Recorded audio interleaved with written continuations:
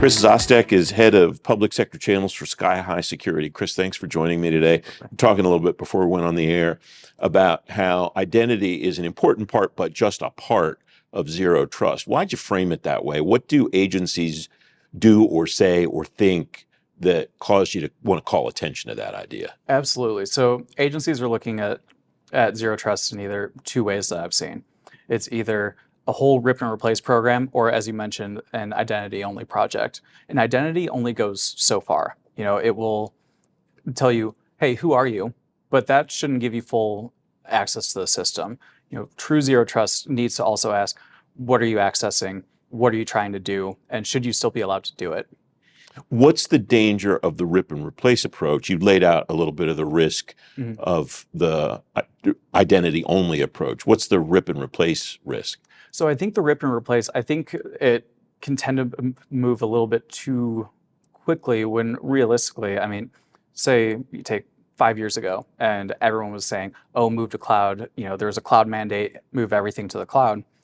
But as agencies, especially areas in like the IC and the DOW community, said, hey, we can't move everything to the cloud, either that, economic reasons, operational security reasons. So it wasn't very feasible.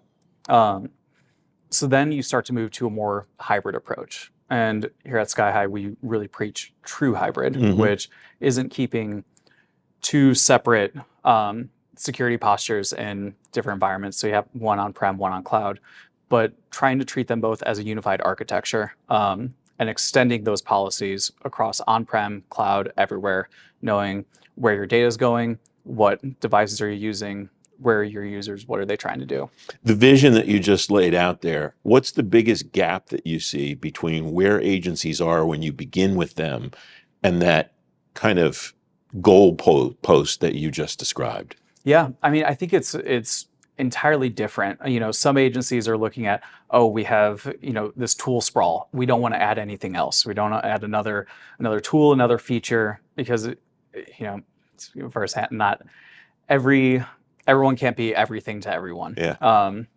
And some of these vendors will position themselves that way. So you want to, some agencies and some programs are saying, oh, we want to avoid the tool sprawl. We don't want to add anything else.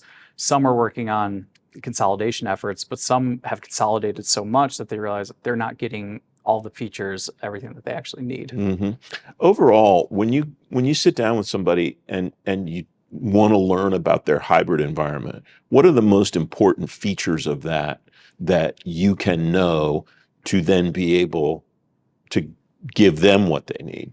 I think it's, how well do they understand their environment in the first place? Again, talking about the on-prem versus cloud thing, at one point, your environment was just what's in your server stack, what are the devices in your building. Now there's so much sprawl. You have users, devices, applications, workloads everywhere, and they're all talking to each other. They're all deeply intertwined. So really evaluating how well do you understand that full environment, and then we can kind of start from there of what are you trying to protect, what are you trying to glean, what are you trying to understand? When you get under the hood with some of these agencies, and I imagine you might get a different answer when you ask them to tell you about their environments versus what you actually see when you go look at the environments. Is that a fair statement? Absolutely. Yeah, you always end up saying, someone says, oh, I know everything, every piece of data, every device, everything going in and out. And then once you kind of peel back the layer, you do a proof of concept, you really start seeing, where is all this data going? Where are all these devices? Shadow IT is a really big thing that we work on preventing. It's really tough to know exactly where your data is going at all times with all sorts of different ways of getting Are there it out. common threads among what you find when you do those types of examinations? Yeah, I think so. I think one of the most common threads is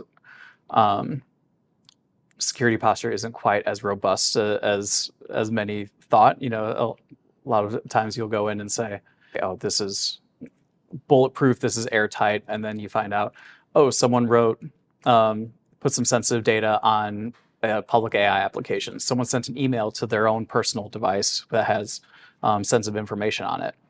There are all sorts of different workarounds and holes and gaps that that they don't find. We talked a little bit earlier in the conversation about the rip and replace and the identity only posture.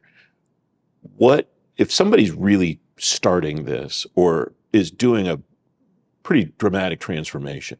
Where do you advise them to start to avoid falling into either one of those traps? It kind of comes all the way back to avoid a specific ideology. You have to start with the mission first. So instead of going with, oh, we're going all cloud, oh, we're staying on-prem, everything's going to be hybrid, treat it as what is the objective of the mission? What is the mission? What are the workloads? Work from there and expand out. Mm-hmm.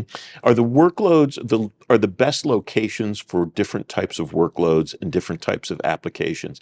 Is that on what is that dependent? The type of application, the type of mission, the infrastructure an organization already has, all of those things, something else? Absolutely. I think a lot of it has to do with what the current environment holds, what's the real traffic. So oftentimes, you'll see out in the for a cloud environment, there are some workloads that are very well suited for the cloud.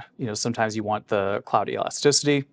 It's helpful to have a lot of traffic going out to the cloud. Sometimes, very high traffic environments, high traffic workloads, things that are more heavily reliant on security, you want something like an on-prem secure web gateway.